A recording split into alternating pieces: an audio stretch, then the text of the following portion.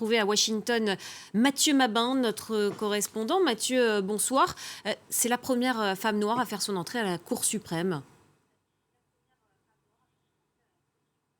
Oui, vous l'avez dit, c'est effectivement la juge Ketanji Brown Jackson qui siégera désormais en lieu et place du juge Breyer.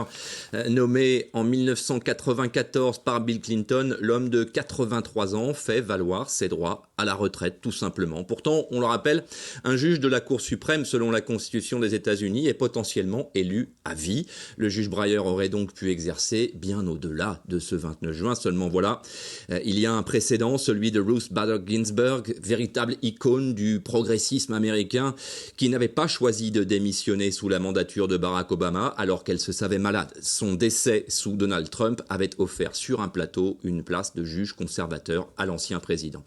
Bien que le juge Breyer ne soit pas dans ce cas de figure, son départ est assorti, vous l'avez dit, de son remplacement par la première femme noire de l'histoire dans cette institution centrale de la vie démocratique américaine. Son remplacement sous la mandature de Joe Biden, avec lequel il échange régulièrement, garantit donc pour des années la présence d'une femme représentante des minorités. On l'a dit, Ketanji Brown Jackson. Un acte fort donc de la part du magistrat, unanimement connu ici pour son sens aigu de l'intérêt général et du service du bien commun.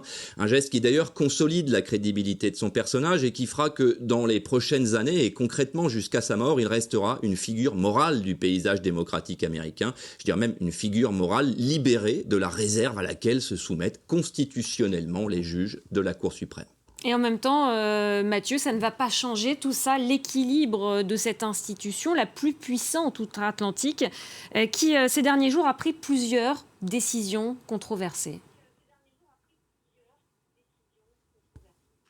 Oui, absolument, vous l'avez dit, en nommant 3 juges conservateurs à la Cour suprême sous sa mandature, Donald Trump a fait de l'institution jusqu'ici la plus respectée du pays un véritable fief républicain et conservateur, disons-le. Vraisemblablement, le déséquilibre est tel aujourd'hui qu'il faudra plusieurs mandats de président à la démocratie américaine pour rétablir un équilibre.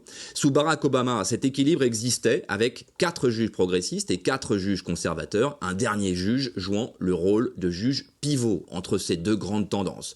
Au regard des décisions prises par la Cour suprême ces derniers jours, cet équilibre n'est plus qu'un lointain souvenir, y compris dans le cœur des Américains. Rappelons qu'en moins de 8 jours, la Cour suprême a successivement supprimé le fragile arrêt qui permettait aux femmes américaines d'accéder à l'avortement, favorisé la prolifération des armes à feu et, ces dernières heures, fragilisé même les organismes chargés du contrôle du réchauffement climatique aux États-Unis.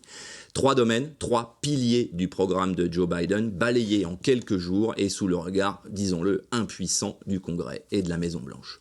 Merci beaucoup, Mathieu Mabin, en direct de Washington.